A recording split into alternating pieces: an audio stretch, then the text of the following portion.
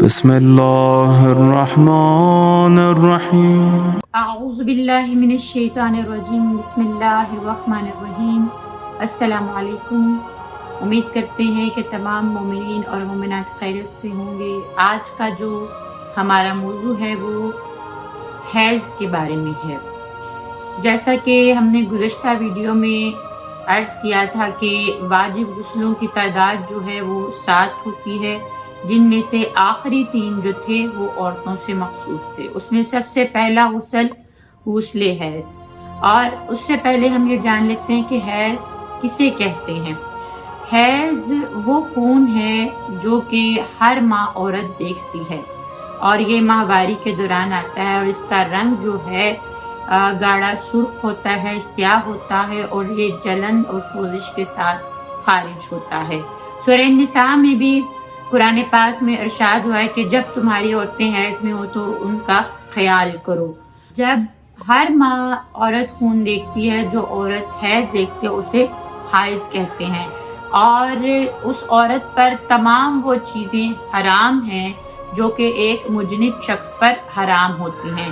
جیسا کہ مجنب کی تعریف ہم نے بتائی تھی کہ جو جنب ہو جمع کرنے کے بعد جس نے غسل کو اختیار نہ کیا ہو اسے مجنب کہتے ہیں۔ تو پہلی چیز یہی ہے، سجدوں والی آیات اس پر حرام ہے، اور اس کے علاوہ بدن کے کسی حصے کو اللہ کے نام سے مس کرنا بھی حرام ہے۔ کتابت قرآن یعنی قرآن کے لکھے ہوئے جو الفاظ ہیں ان کو مس کرنا بھی حرام ہے۔ اور یہاں پر یہ سوال ہوتا ہے کہ کیا قرآن پاک کو ہاتھ لگا سکتے ہیں، نظر و نیاز کر سکتے ہیں؟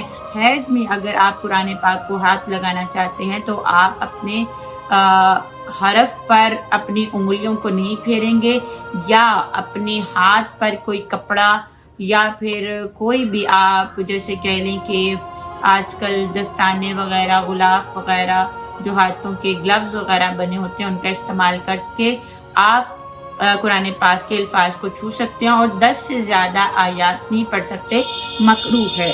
اور احتیاط مستحب کی بنا پر انبیاء اور دیگر معصومین جناب فاطمہ الزہرا کے اسماء گرامی کو بھی مس نہ کیا جائے۔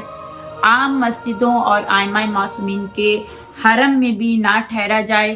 مسجد حرام اور مسجد نبوی سے بھی آپ کو پتہ ہے کہ مذنب شخص کا بھی گزرنا حرام ہے، اسی طرح حائض کا یعنی حائضہ عورت کا بھی گزرنا حرام ہے۔ کہ اگر مجبوری کی حالت میں ہے اور مسجد میں سے کوئی چیز اٹھانی ہے یا رکھنی ہے تو ایک دروازے سے دوسرے دروازے سے تیزی کے ساتھ نکل کر گزر جائے، وہاں پر قیام پذیر نہ ہو، وہاں زیادہ وقت کے لیے نہ ٹھہرے۔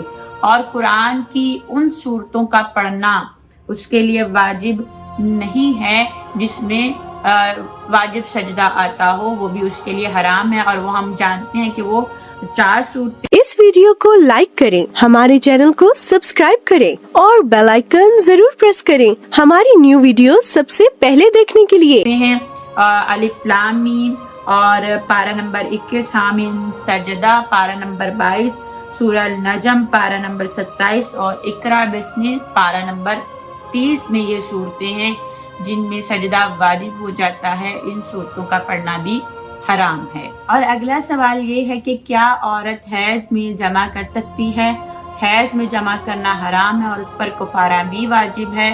تیسرا سوال جو اکثر پوچھا جاتا ہے کہ بعض لوگ یہ کہتے ہیں کہ اگر حیض میں مبتلا تھی تو آپ روزہ رکھ لیں، غسل نہیں کیا، 10 بجے کے بعد صبح آپ غسل کر لیں تو آپ کا روزہ شمار ہو جائے گا۔ نہیں، جب حائضہ حیض سے پاک ہوگی تو فوراً غسل کو انجام دے گی، اس کے بعد وہ روزے کو رکھ سکتی ہے۔ اور یہ بھی کہا جاتا ہے کہ اگر کسی نے روزہ رکھا ہوا ہو، کسی خواتین نے، اور دن کے 10 بجے کے بعد اسے ماہواری آ جائے یا وہ خون دیکھے تو اس کا وہ روزہ صحیح ہوگا اور وہ اپنے روزے کو جاری کر سکتی ہے۔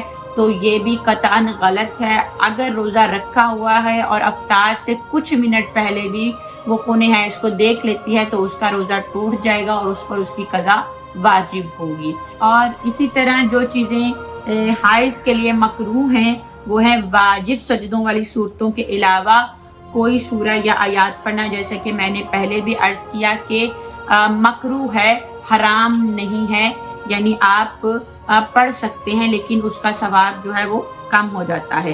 कुरान की जिल्द या इस जगह को मस करना जहाँ अल्फाज कुरान ना लिखे हों, कुरान को उठाना या साथ रखना ये भी मकरूह है।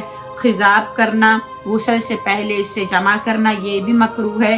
हाइज़ के लिए मुस्तहब है कि वो रुई बदले, औकात नमाज में वुज़ू करे, मुसल्ले पर बैठ सकती है। नमाज के वक्त की मिकदार में जब नमाज का वक्त हो तो वो ज़िक्र खुदा कर सकती है। जो ही खून ख़त्म हो जाए तो गुस्ल हैज़ को अंजाम दे, और वही तरीका है गुस्ल का जो गुस्ल जनाबत की वीडियो में आपके सामने बयान किया गया था। अगरचे हर गुस्ल का तरीका वही है लेकिन नीयत अलग अलग है। और इसी तरह मैंने पहले भी कहा था कि पूरी नीयत अगर कोई नहीं बयान कर सकता, जैसा कि गुज़िश्ता वीडियो में बताया गया था, तो इरादा कर लेना ही काफ़ी है। उसके अलावा अयामी हैज़ में औरत से बोसा और कनार करना जायज़ है लेकिन मकरूह है। जुनबी आदमी या हाइज़ गुस्ल से पहले जो वुज़ू करेंगे इसमें रफ़ा हदस की नियत ना करें, बल्कि इस तरह नियत होगी कि वुज़ू करता हूँ या करती हूँ कुर्बतन इल्लल्लाह। नमाज की कज़ा वाजिब नहीं है बल्कि रोज़े की कज़ा वाजिब है। नमाज जो कि हैज़ की हालत में वो औरत पर माफ़ है, लेकिन रोज़ा जो हैज़ की हालत में छूट जाए वो उसकी कज़ा पूरी करेगी औरत, और ये उस पर वाजिब है। अगला सवाल ये भी पूछा जाता है कि क्या हैज़ की हालत में हम नज़र, न्याज, ख़त्म, दरूद या जो भी फातिहा का सिलसिला है इसे जारी कर सकते हैं। बाज़ लोग ये कहते हैं कि नहीं जी मैं पाक नहीं हूँ, मैंने हाथ को मस नहीं करना, मैंने हाथ नहीं लगाना। ये बात कतअन गलत है।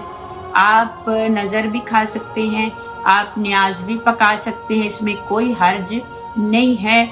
और आप इमाम बारगाह में भी जा सकते हैं। हाँ, मस्जिद, अगर इमाम बारगाह में मस्जिद का शुमार भी है तो वहाँ से परहेज़ किया जाएगा।